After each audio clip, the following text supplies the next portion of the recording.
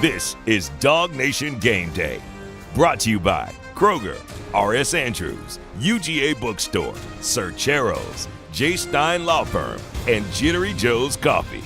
Here's your host, Kaylee Mansell.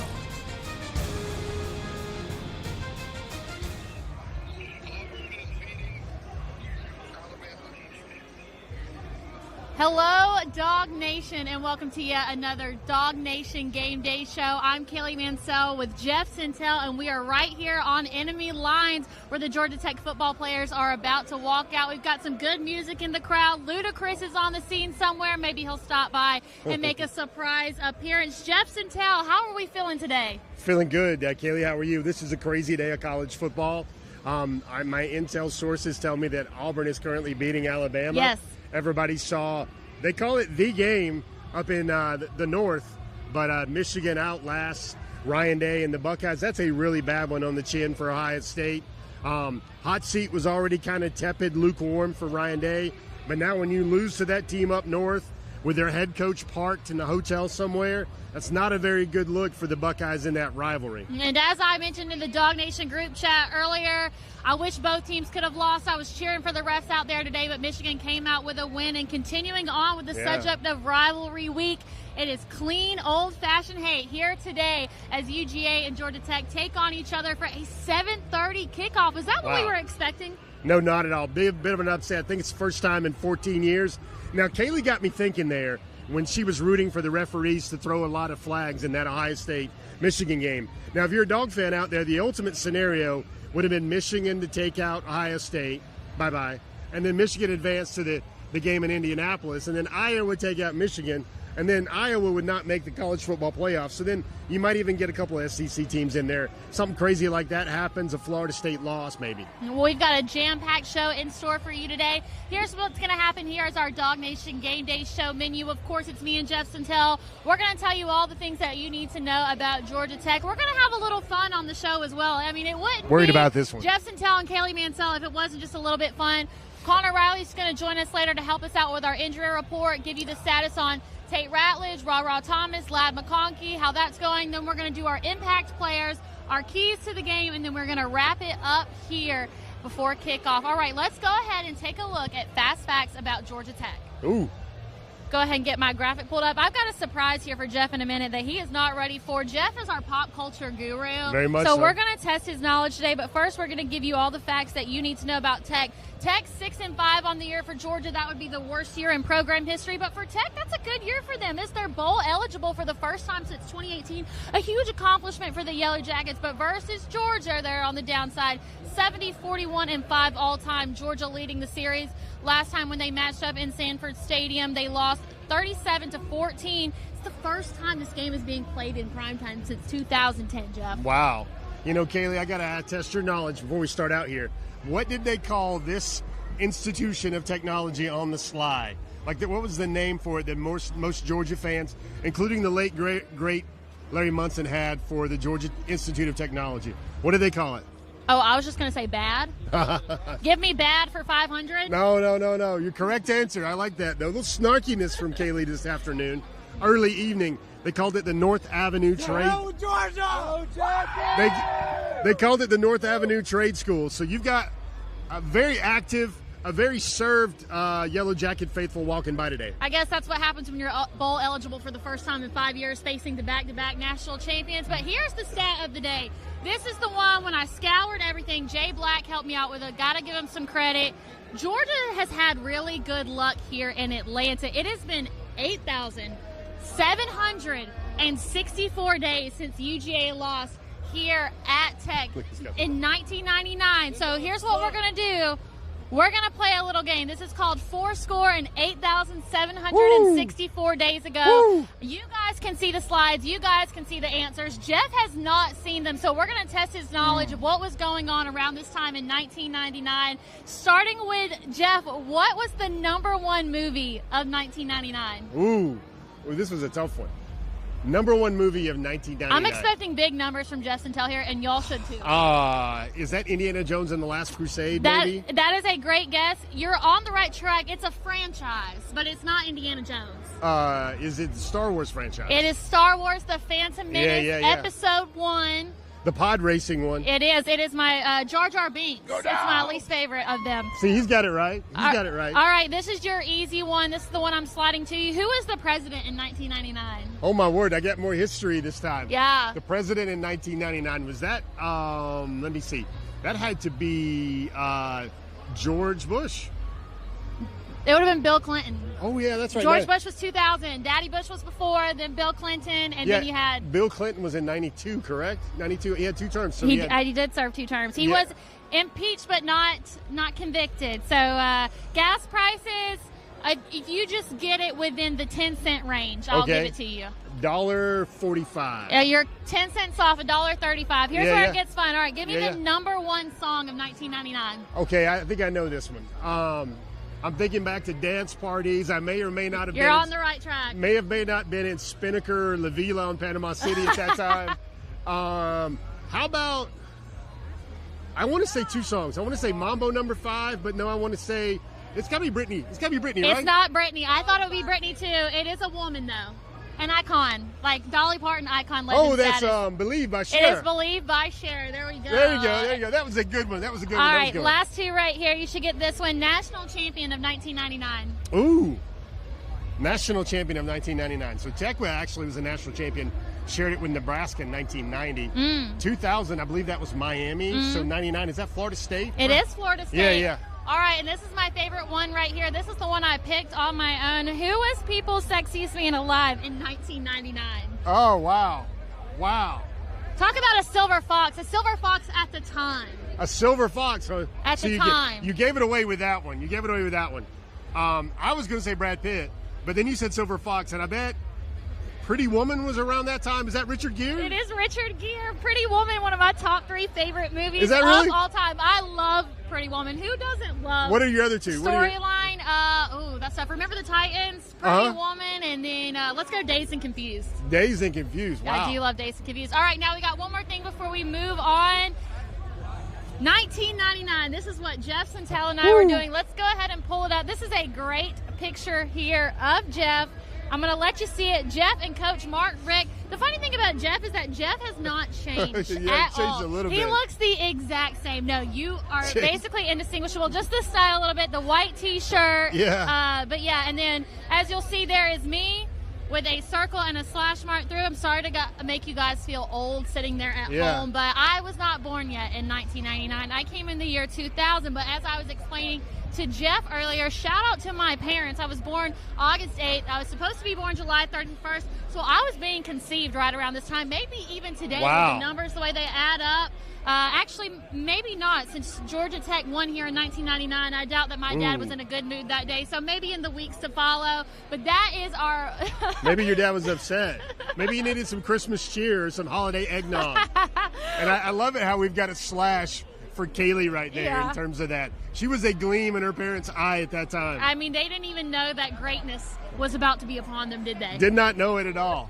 And with that said, that is our segment on what was going on in 1999, the last time that Georgia lost here in Atlanta. And with that being said, let's go ahead and take a look at our Georgia Tech impact players. Let's go ahead and start with quarterback Haynes King, the Texas A&M transfer.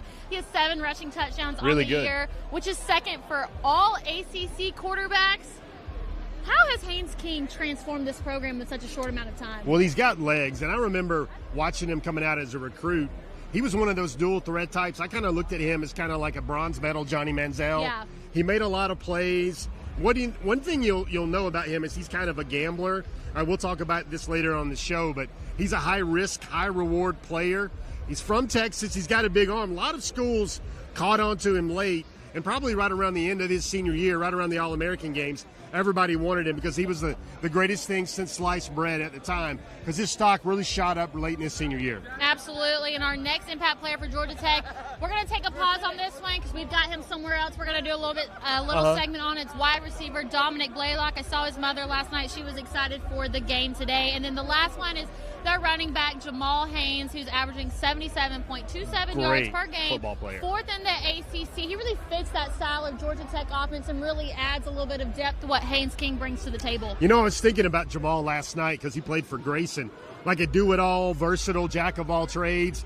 People wondered when he got to Tech, is he going to be a slot receiver? Would he be a corner? Would he be a DB? Would he just be a kind of a jackrabbit return man? And they've kind of found him as their playmaker. And really, Kaylee, if you wanted to add maybe a key Tech player, it's probably going to be Georgia's former offensive analyst, Buster Faulkner, because that guy's made a tremendous difference. Folks, you might not know this, and I bet you've got a slide somewhere with it on there right next to Richard Gere or maybe Britney Spears or Cher.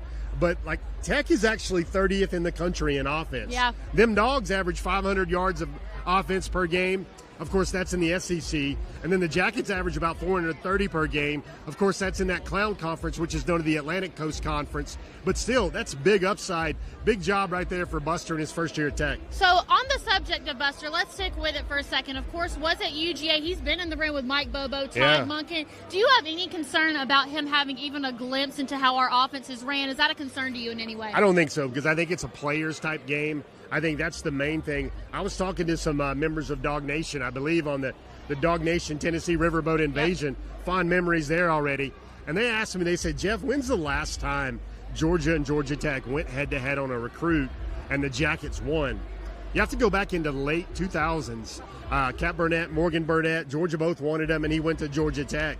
You know, that's a long time in the state of Georgia, where Georgia has just picked the players it wanted in the state. And then if Georgia didn't get him, Tech wasn't getting him. It was Auburn, it was Florida State, it was South Carolina, maybe Alabama, Tennessee, or Florida. So that's the thing Tech's got to do. They've really got to raise the profile there to get maybe the second or third best options of players in the state behind Georgia. So I had to ask you this. This was something that I learned earlier this week. We are here at Bobby Dodd Stadium. What was once historic Grant Field is now Hyundai Field. Hyundai, I didn't know that. They called that one on me by surprise. Yeah, well, then I guess that's not going to answer my question, but how does an institution like this, how much money do you have to be pulling to change it from historic Grant Stadium to an auto-type field? I mean, do we think NIL played any part of that? Because that seems like a really big transition to me. I think that's probably the NIL collective effort for Tech to get a lot better.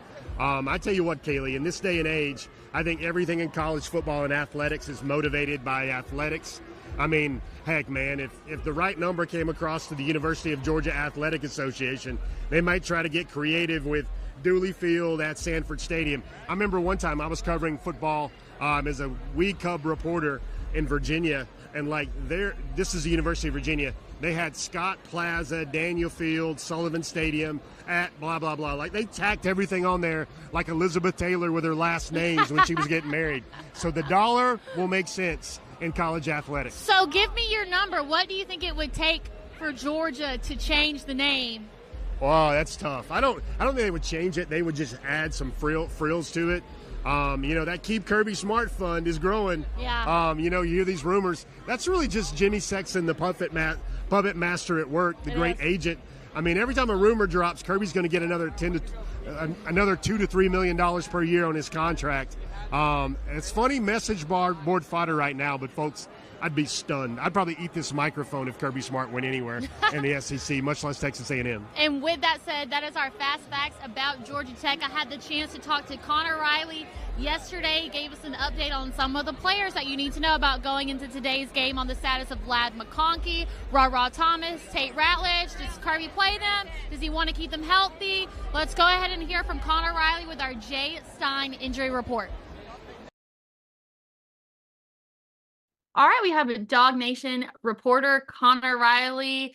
Post Thanksgiving, we're all recovering, but we got a big game today against Georgia Tech. Last week against Tennessee, we saw potentially Ladd McConkey with an ankle injury. As far as the Tech game today, can we expect to see Ladd on the field?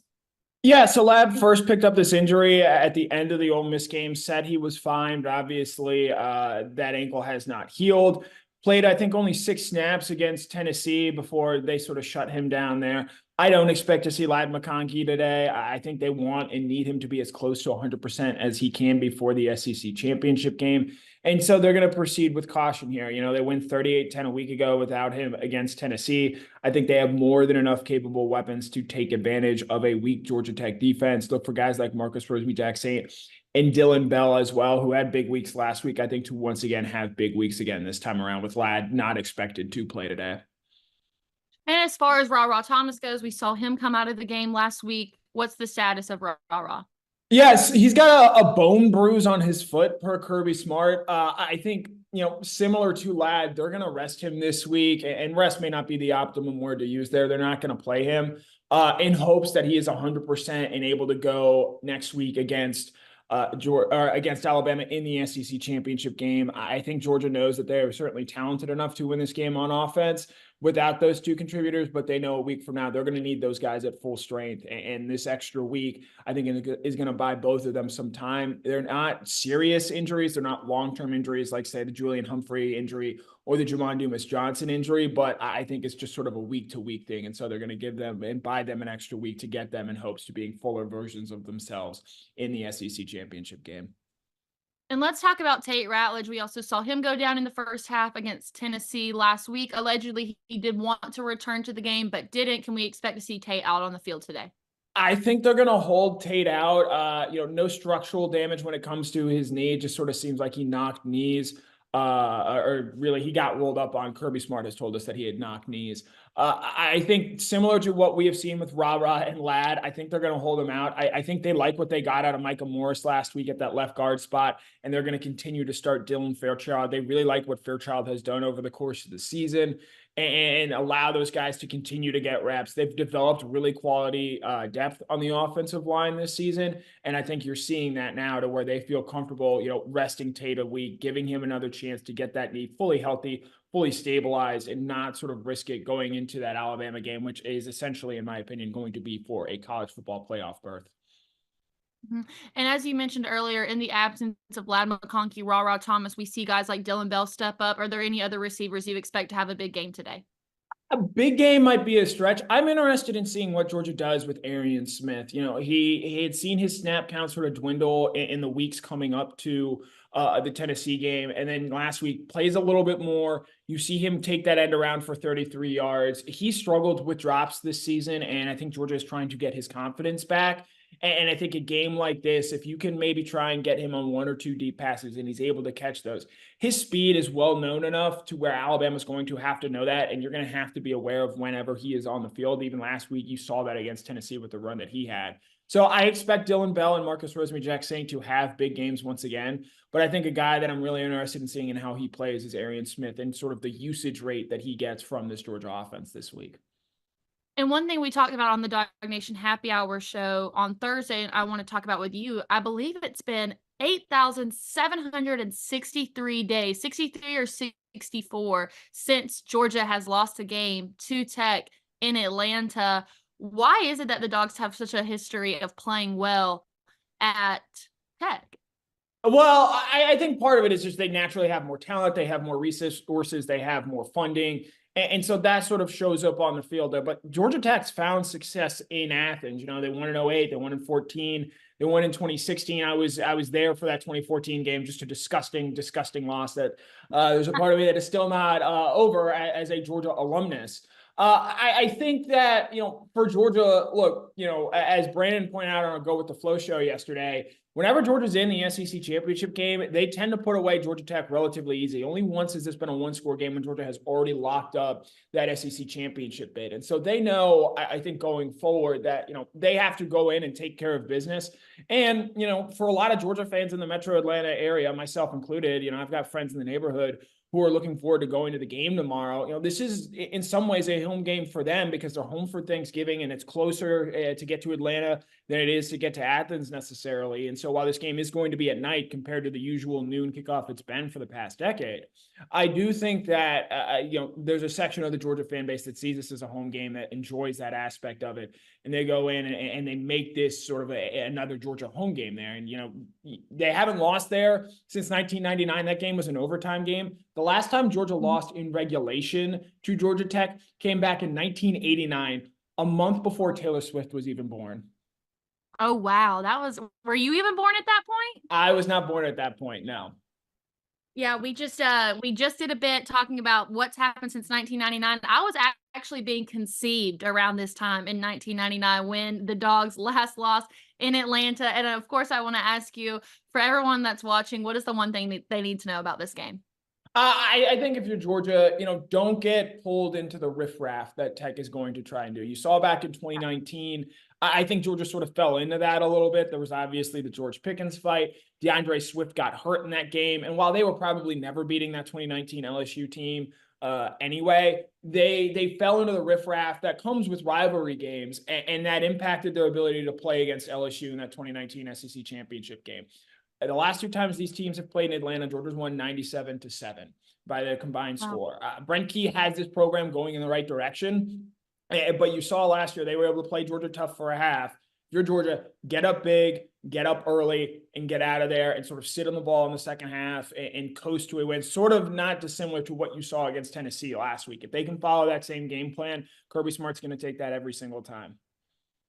All right. Well, thank you, Connor. Thank you, Kaylee. It's like Connor said, Hater Kaylee came out to play today. Oh, and we are back and we are fixing the camera. Like I said, we are here on enemy lines. We just saw the Georgia Tech walk. We got a lot of people upset with us right now, but that's why we do what we do, for the reactions, the passions, and the emotions. And that was Connor Riley with our injury report, brought to you by J. Stein Law Firm. Yep. J. Stein Law Firm, if you or someone you know got hurt because somebody else did something wrong, look no further than our friends at J. Stein Law Firm. Josh Stein, a double dog, graduated from UGA and then attended UGA Law School. It's going to give you that small time firm attention you need and the customer service that you deserve. You never know when it's going to happen. So when it does, make sure you check out J. Stein Law Firm. All right, we just got to see some of the Georgia Tech guys walk out. I know you didn't really get a chance to look at their faces, but they look like they've got a little bit of hope, Jeff. Is that something to be scared of? No, it's not. It's great to have hope. Hope in life is what everything's about. They sell a lot of greeting cards about hope. They sell a lot of romance novels about hope. They do. Half of the Instagram influencers are all about hope. Yeah. And you know what? Tech's going to be a physical football team. They're getting better. I like their schemes they've got. I mean, really, think about this, folks. Paul Johnson era, just 10 years ago, perhaps. Now they now have not just – they had a great offense with running the ball, but they have a pro-style offense. They're going to recruit better. They're going to recruit better in the South. And they're the number – I can't get over this, guys. They're the number 30 offense in the nation. That is a great thing, especially for in the first full season for Brent Key at Tech. And as you mentioned, this was a really strong rivalry in the 90s. When did the game start to lose a little bit of meaning? Well, I mean, I think it's just the rise of Georgia under Richt and Kirby Smart. I mean, Georgia kind of dominated. You were talking about 1999, and I know you were talking about your dad and potential, the Immaculate Conception or whatever. But, I'm going to tell you, those Chan Gailey teams he brought in from the NFL, everybody remembers the Jasper Shanks fumble. Yeah. Everybody remembers the really controversial games, I think, of 51-49. I mean, that was when this rivalry was really thriving. They had a great quarterback. Threw the ball around a lot. Remember Megatron was here. Remember back in the day, Calvin Johnson out of Sandy Creek, caught 48, caught 45, and then 76 receptions for Georgia Tech. Went to the Detroit Lions and had an NFL Hall of Fame career. I mean, I actually saw Calvin Johnson last night at the Buford game. That's why he's on my mind. But, Tech's got to get a lot better. Tech's got to get to be top 50 overall program in the country. They can do that as long as they recruit around number 30, number 40 in the country. They've got a great degree. And I think I've said enough nice things about the North Avenue Trade School here. This used to be a dire rivalry. Do you remember? I remember that, and if you're watching along, play along with me. You remember Dan McGill? You remember Coach Bill Hartman? They had these buttons on that said "To hell with Tech," and literally the button was this size of like a breastplate for a knight in the medieval times. This was the game, Kaylee. So much to the point in the days of Coach Dodd, the great Coach Dodd. You know, John Heisman, who the Heisman Trophy's named after, he coached here at Tech. But Tech actually used to be a member of the Southeastern Conference way back then. Way back when, before things got a little too tough for them. All right, so this is what I want to end on. I wanted to ask you this earlier. Kind of had to hold the light for a second. Do you think – now, don't get me wrong here. The University of Georgia is a high academic school all around. UGA is like the jack of all trades.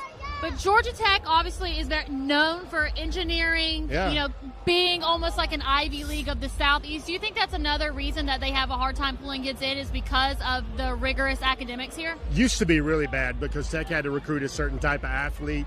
They had to get a certain type of player that, the rest of the South and the rest of the ACC didn't have to worry about. I think they're going to have to look for maybe some exceptions every year. I mean, the main thing is they've got to create, and look, they're really trying. They're going to have Luda right here. He's probably he better lead off with "Welcome to Atlanta." But this is a place where you've got the city of Atlanta, a vibrant southern city. Yeah. You've got a great education.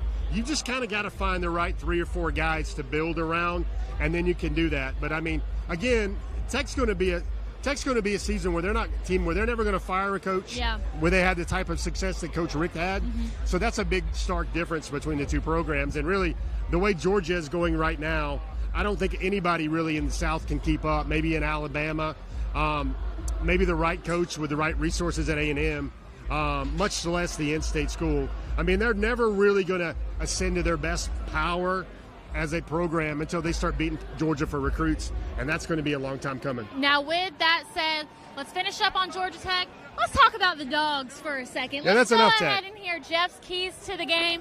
Now, before I know y'all can see it on the screen, and my friend Jeff Sentell here, every time he sends me his keys, his players of the game, he always sends it to me in emojis. I mean, talk about someone that's just so in tune with pop culture. Like, he's pulling out emojis that I didn't even know were emojis. I'm not an emoji. I'm going to send you, like, the semicolon smiley face, and that's the most that you're going to get out of me. So let's go ahead and take a look at Jeff's keys to the game. Starting with remember 10 and 7. Why is that important? Yeah, so Dog fans, I don't want you guys flaming up your favorite message board if things get a little squirrely early. And what I mean by that is last year's team, the one that went on to beat Ohio State, the one that went on to beat LSU, the one that went on to rout TCU, with Tech last year, Stetson Bennett, the great Stetson Bennett, the game was 10-7 at the half. So nobody really remembers that in the short-term memory type of the Natty, the back-to-back, and everything else like that. But Georgia Tech made it a game. So I think Georgia's got to remember that Tech can play with them a little bit, then the depth takes over. I mean, if I took a straw poll of every Georgia fan here today, their ideal night tonight is Georgia being up 28 in the third quarter and them already on 85 and 75 and 400 on the way back home. And your next key to the game, you said, don't overcook the turkey. Of course, obviously, Thanksgiving reference to Thanksgiving being this past Thursday. I hope you guys didn't have to eat some overcooked turkey. I don't eat turkey in general because I try to avoid that. But how do you relate that to clean old-fashioned hate? Well, so I just got to remember, folks, you got to keep it simple. Like Tech's going to break out its slide rulers or maybe their domestic beers in order to try to find a way to hang with the party with the Dogs tonight. But Georgia last year, they threw the ball 14 times with Stetson Bennett. The year before, they threw it 20. What does that mean? You just got to run the rock. You got to take care of the football, dominate the line of scrimmage. You got better backs. You got better linemen like Amari Smith, Cedric Von Granger, Xavier Truss, Ernest Green, Dylan Fairchild. I mean, Tech would be slobbering to have any one or two of those names on their offensive line. Just run the ball, take care of business, and advance to Atlanta. And I like this one right here.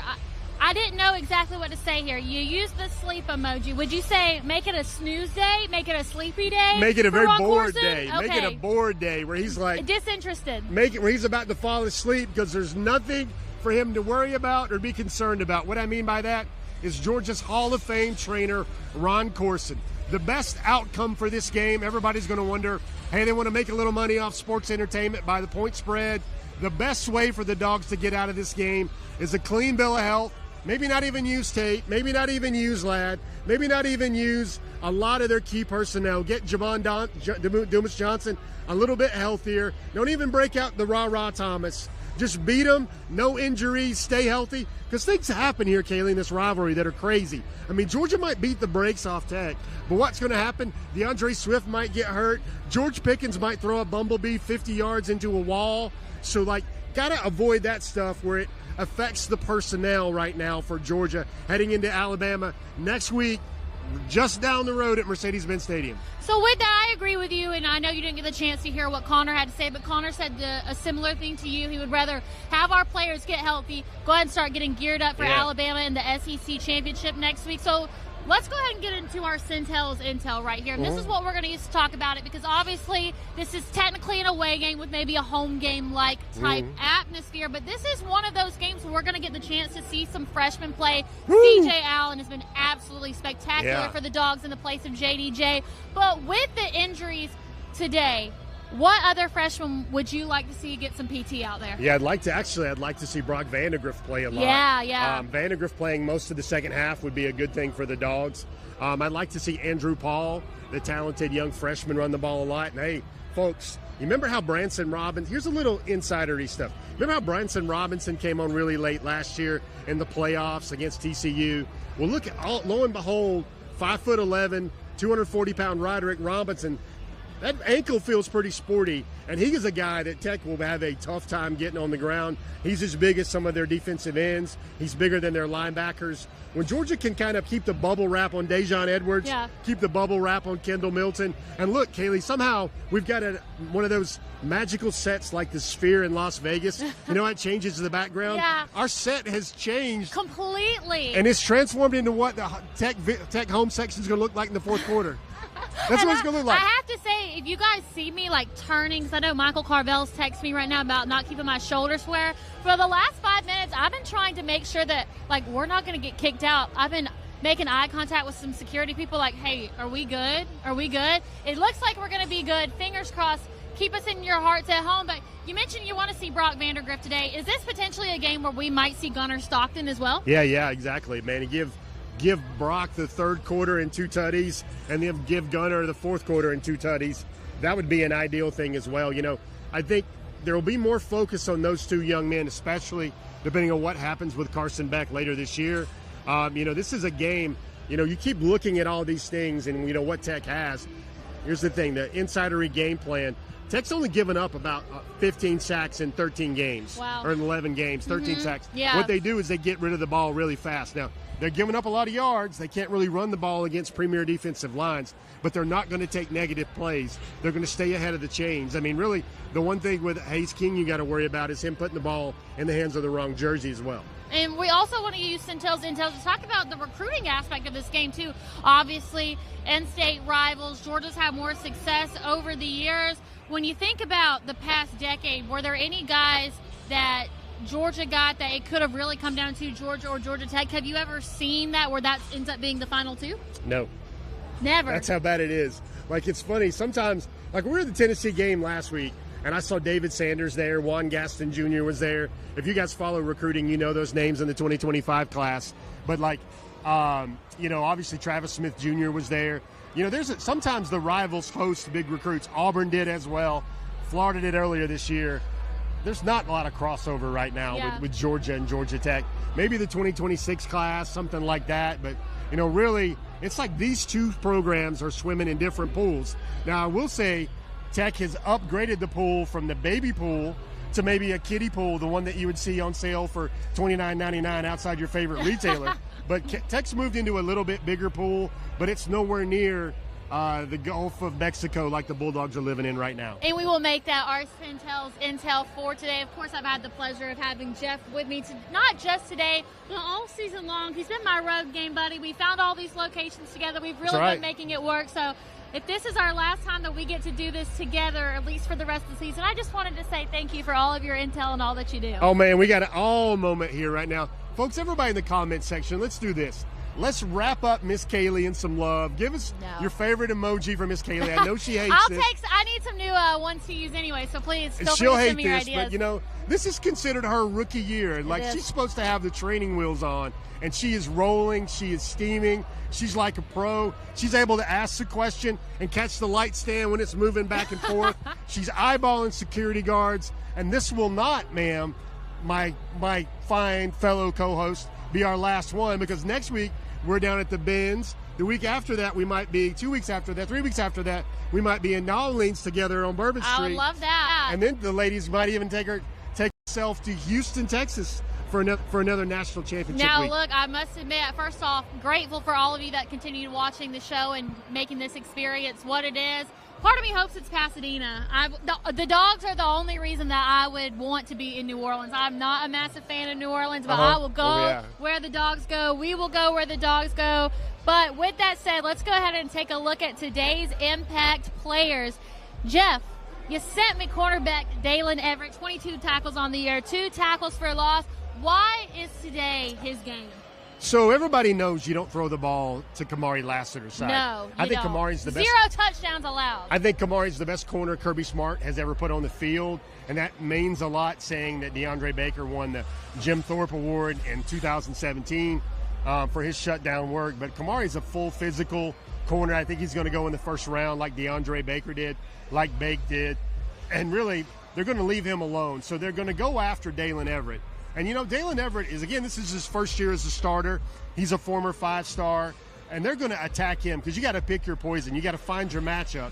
Julian Humphrey's still banged up, so you're not going to rotate those guys. Julian Humphrey was coming on really strong. So I think with what Tech tries to do, I mean, Haynes King does have 26 touchdowns, but he's also thrown 15 interceptions. So like I said, he's a high-risk, high-reward type player.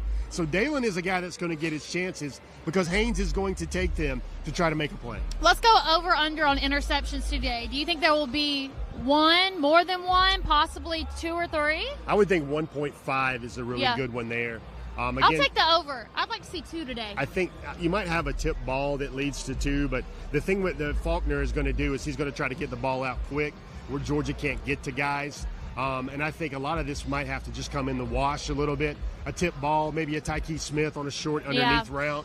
But I think 1.5 seems pretty sporty because Tech's going to have to try. They're going to have to fit the ball into the smallest windows they've seen. This is no Miami. This is no Boston College. This is no Ole Miss. This is no Clemson out here today. These are the defending back-to-back national champions. All right, and let's go ahead and take a look at Jeff's next Impact player. Here we have wide receiver Dominic Lovett. His stats versus Ole Miss, 4 receptions for 81 yards, 1 touchdown.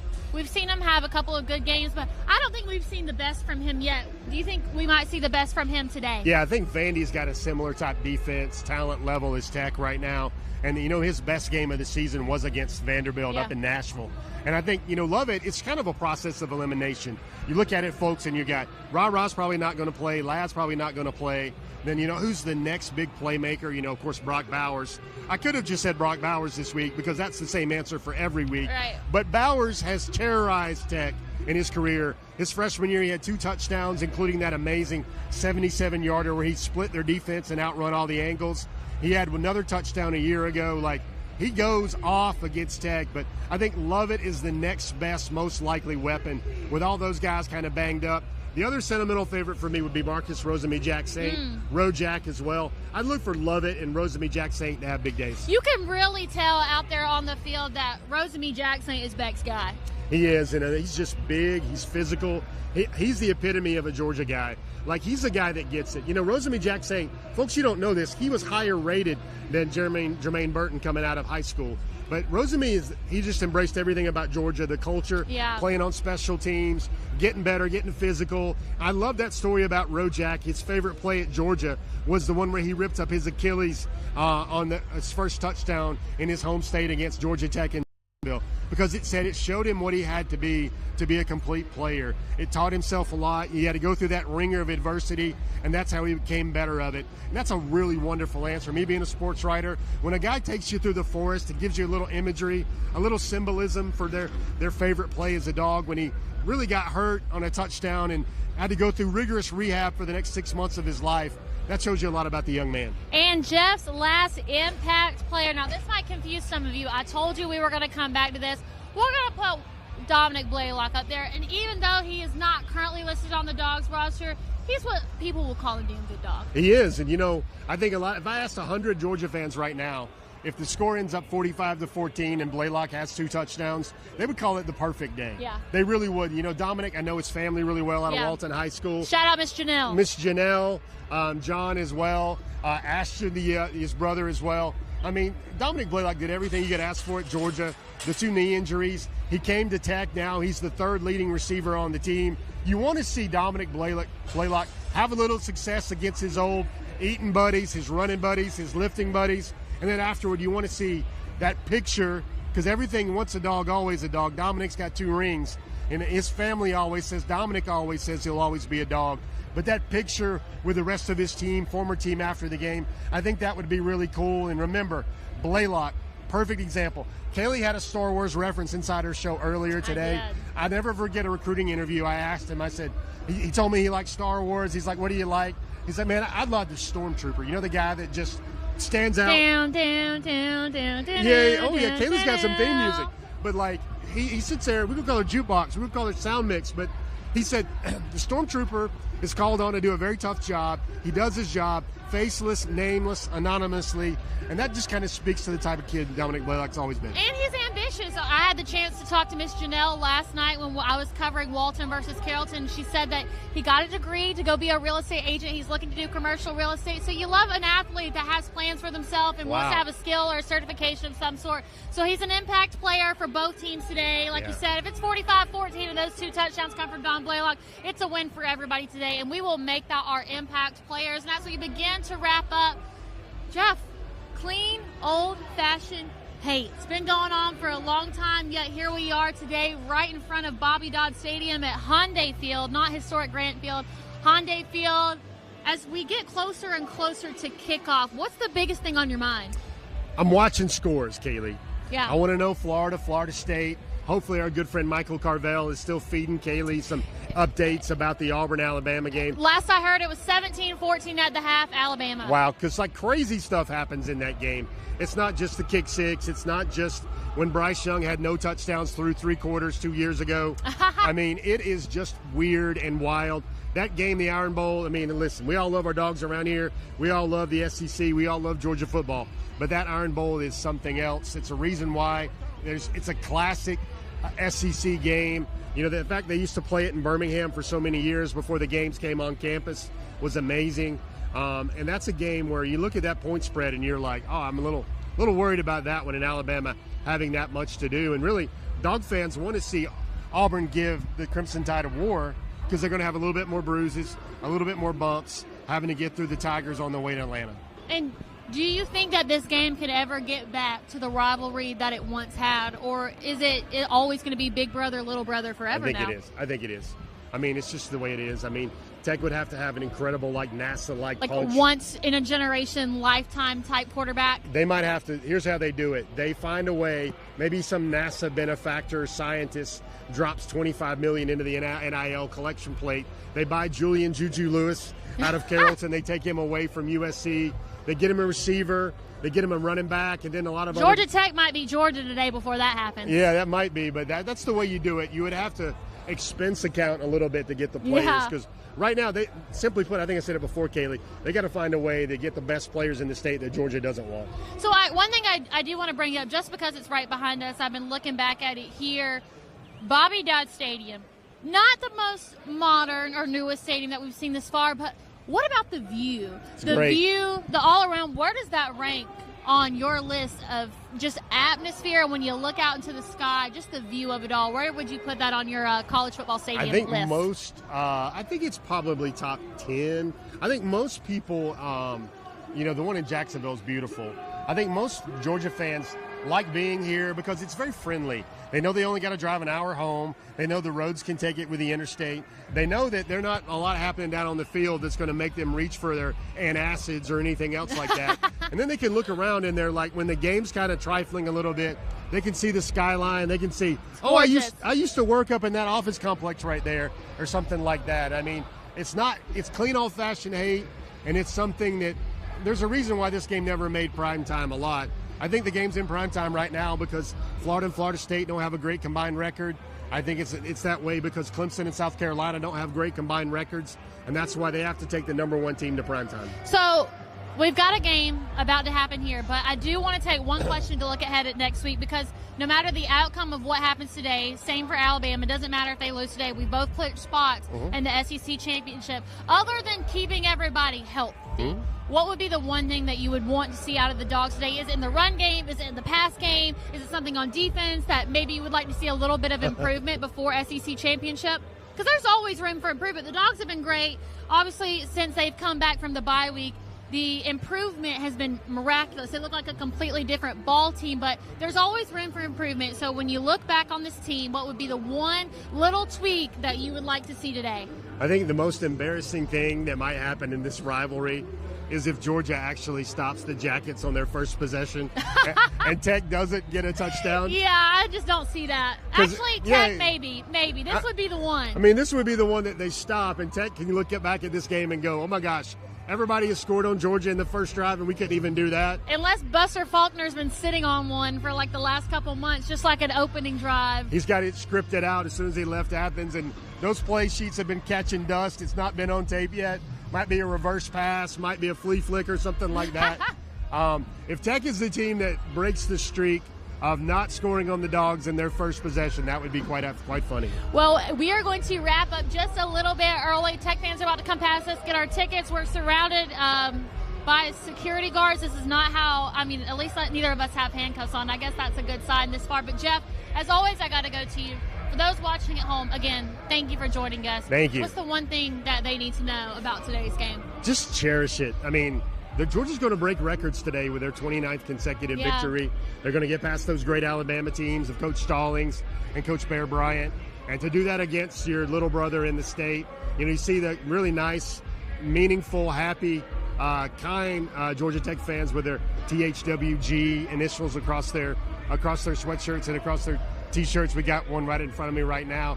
This is a family show, Kaylee. I know you run a family show, but you guys all know it. Maybe help people out in the comment section if you don't know what to heck with Georgia THWG actually means.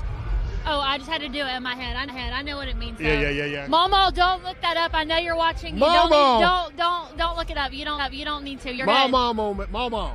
Guys, thank you all for joining us for another DawgNation Game Day show. It's the last one of the regular season. Next time you see us, we'll be at the SEC Championship. There's Ludacris. I wish we could stick our mic out far enough so y'all can hear them, because Ludacris is a treat. But I told Jeff, I said, I think deep down Ludacris might be a Georgia fan. He is. Longtime Dog fans, you might not know this, but you might remember this. It seems like so long ago, folks, but remember memory lane, the first 93K day for Kirby's first spring game, when Jacob Eason rolled out in the field, and it sounded like Nick Chubb was already playing back from his knee injury, and Georgia paid. Remember, he had all those stories that were written about all the things he had to have in his dressing room with his rider, all those many things, and he entertained the crowd. It kind of ushered in the Kirby Smart era. So Ludacris started the ball rolling for the Dogs. And maybe Tech's going to have sort of the same thing here. Well, as stated by Ludacris, welcome to Atlanta where the players play. We ride on them things like every day. I bet Jeff knows all of them. Well, speaking of the players playing, kickoff is coming up soon. The players are about to play. They are about to take the field and clean old-fashioned hate. Guys, thank you for being with us all season long. We're excited to see you and for you to join us for the SEC Championship next week.